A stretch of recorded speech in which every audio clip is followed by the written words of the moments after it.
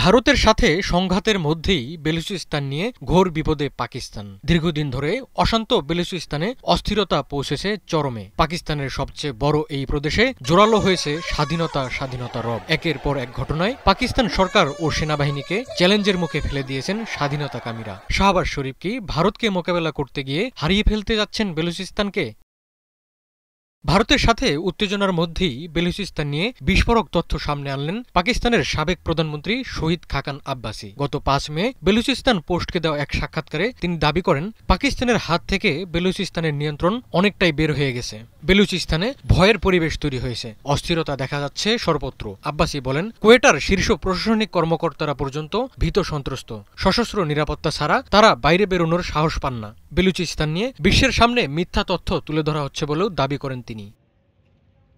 ১,১৫০ লোক বেলুচিস্তানে অশান্তি পাকাচ্ছে বলে সম্প্রতি মন্তব্য করেন পাকিস্তানের সেনাপ্রধান আসিম মুনির। ২০১৭ থেকে ১৮ সাল পর্যন্ত পাকিস্তানের প্রধানমন্ত্রী থাকা আব্বাসি পাক সেনাপ্রধানের এই মন্তব্যকে চ্যালেঞ্জ জানিয়েছেন। তার দাবি, আসিম যাই দাবি করুন না কেন, তিনি নিজে বেলুচিস্তানে অন্য ছবি দেখেছেন। আব্বাসি বলেন, রাতের আধার নামলে বেলুচিস্তানের পরিস্থিতি ভয়াবহ রূপ নেয়। আব্বাসি এটিকে নিছক আইনশৃঙ্খলা ভেঙে পড়ার ইঙ্গিত মানতে নারাজ, বরং রাষ্ট্রের কর্তৃত্ব ফিকে হয়ে আসার দিকেই ইঙ্গিত দেন তিনি।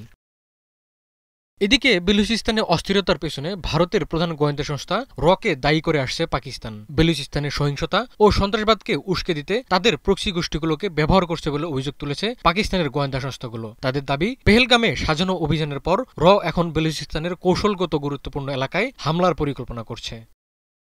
দীর্ঘদিন ধরেই পাকিস্তান থেকে আলাদা হওয়ার জন্য লড়ছে বেলুচিস্তান। সম্প্রতি বেলুচ লিবারেশন আর্মি এবং অন্যান্য বিদ্রোহী গোষ্ঠীর প্রভাব বেড়ে গেছে। সরাসরি পাকিস্তানি সেনাবাহিনী এবং সরকারি স্থাপনাকে নিশানা করেছে তারা। গত মঙ্গলবার কাচ্চি জেলায় পেতে রাখা ঘরে তৈরি একটি বোমার বিস্ফোরণে ৭ সেনা সদস্য নিহত হয়েছেন। এপ্রিলের মাঝামাঝিতে মাস্তুং জেলায় পুলিশের গাড়ি লক্ষ্য করে চালানো হামলায় ৩ পুলিশ সদস্য নিহত হন। এর আগে জানুয়ারিতে কেস জেলায় একটি চেকপোস্টে বিচ্ছিন্নতাবাদীরা হামলা চালিয়ে দেশটির ১০ সেনা সদস্যকে হত্যা করে। আর গত কয়েক বছর ধরে জাফর এক্সপ্রেসকে তো নিশানা বানিয়ে এসেছে বিদ্রোহীরা। ধারাবাহিক এসব কর্মকাণ্ডে পাকিস্তানের নিরাপত্তা ব্যবস্থার দুর্বলতা যেমন প্রকাশ পেয়েছে, তেমনি সক্ষমতার জানান দিয়েছে বিচ্ছিন্নতাবাদীরা।